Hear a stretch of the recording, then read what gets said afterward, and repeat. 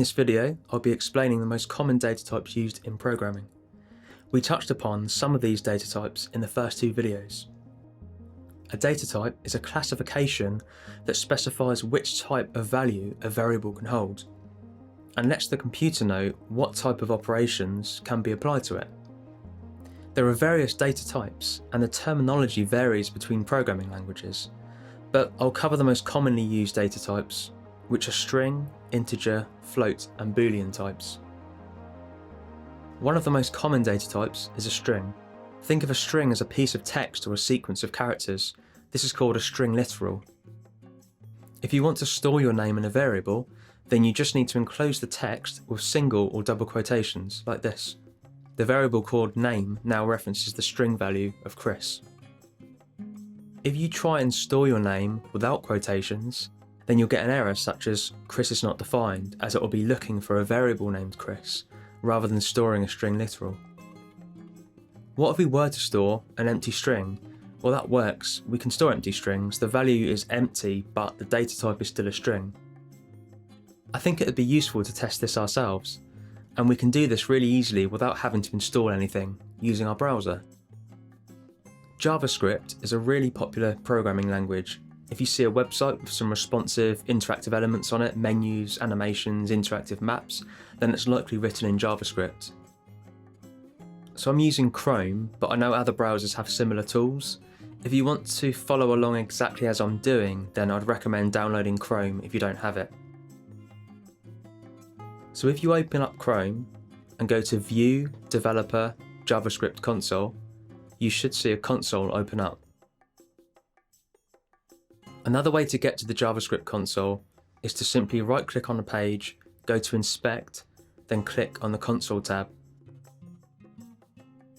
I prefer the dark theme myself, so if you want to change this, you just go to Settings, which is the cog icon, then Appearance, Theme, Dark. The browser console is useful if you want to test some JavaScript code and interact with the browser. A random example is document.write. So you can say document.write hello world, and this will print hello world onto the document, and you can see the text output in the browser window.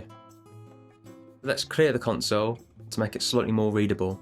I'm using Mac, which is Command and K, but if you're using Windows or Linux, then it's Control and L, or you can just click on the clear icon here. So what we did first was to declare the variable called name, then assign it the string Chris, which we enclosed in quotations. Bear in mind, the browser console will automatically return the value on the next line. Now you can simply type the variable which is now stored, and it will return its value. Next, let's test it without using quotes. We get an error, Chris is not defined. So without the quotes, again it's looking for a variable named Chris, which doesn't exist. So we can click back to the console here on this tab. So let's type name and see that it still returns a value of Chris, which was originally stored. We can also join strings together using the plus symbol, which represents string concatenation. We can set the name to Chris and the email to chris@example.com. So we can say this, message equals hi in quotations, plus symbol to concatenate our variable, plus symbol again, and in quotations, thanks for registering. Your details have been sent to, close the quotations because that's the end of our string, and now we're concatenating the email to it, and then plus icon again, along with a verification link to verify your account.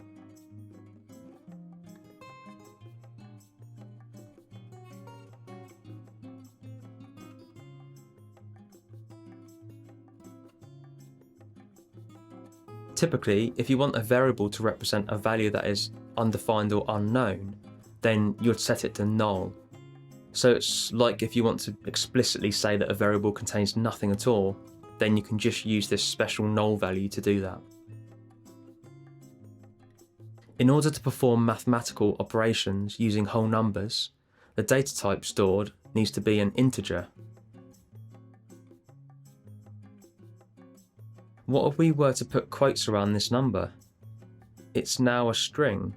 To us it looks like a number, but a computer will not be able to perform arithmetic with it. It will just see it like a piece of text. That said, it actually does depend on the programming language you're using. For instance, you try to compute the integer 2 to the string 3 in Python, a widely used general programming language. It will throw a type error.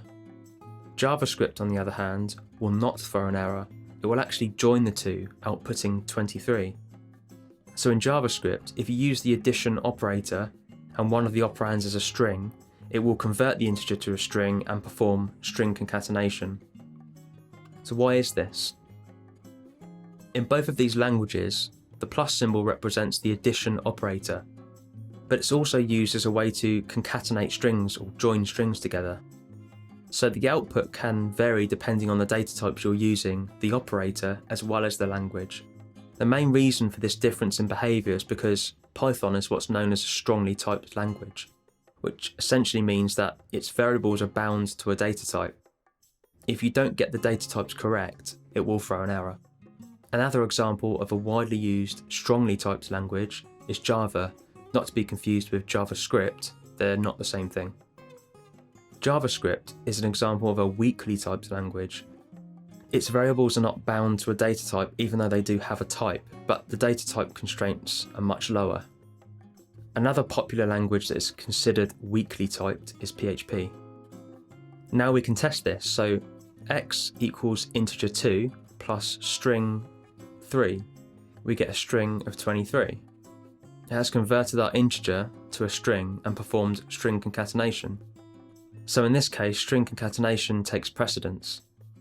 If we see x equals integer 2, y equals integer 3, and add them together, we now get an integer of 5 returned, as expected.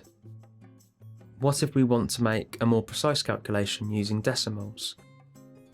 Where an integer is a whole number, a float data type is a floating point number.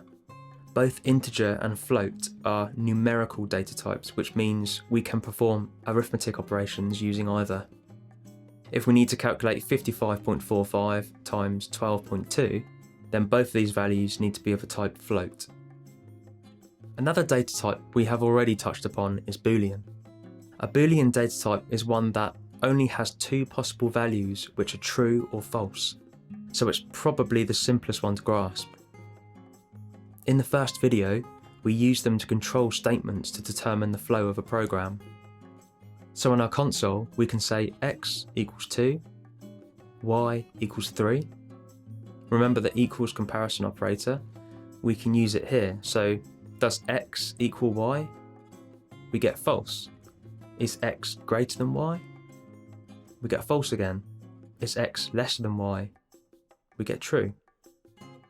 We can also try something similar to our date and time logic from the first video. JavaScript and other languages have built-in date and time functions, so we can get the current time. What we can say is, today, a new variable, equals new date, and then close parentheses. This will store the date object in our today variable. We'll cover objects in a later series as they're a whole other subject, but for now, just think of an object as a bundle of variables and related methods. So not only do we have the current date and time, but we also have access to methods we can call on this data. For example, now we have the date object stored in our new variable, we can type today, dot, and then you'll see a list appear of all related methods you can call on this object. So the console has conveniently listed the methods available to us. We can get the full year, we can get the hours if we just wanted to know the hour of the day, we can get seconds and so on. We can write a bit of code here to print out whether or not it's morning or afternoon. So how do we do this? We can use conditional statements. We want the hour, which we know we can get. So we can do hour equals today, our date and time object, dot get hours. If we print the hours variable, then you can see the current hour has been stored. Next we say if, and then parentheses, hour is lesser than 12, then new line, we want to output good morning. And then in order to do another new line, press shift and enter, and we can say else, new line again, then tab, good afternoon. For me it's currently the afternoon, so my if statement evaluates to false, and good afternoon is the output. In the next video, I'll be covering the various operations you can use. Thanks for watching.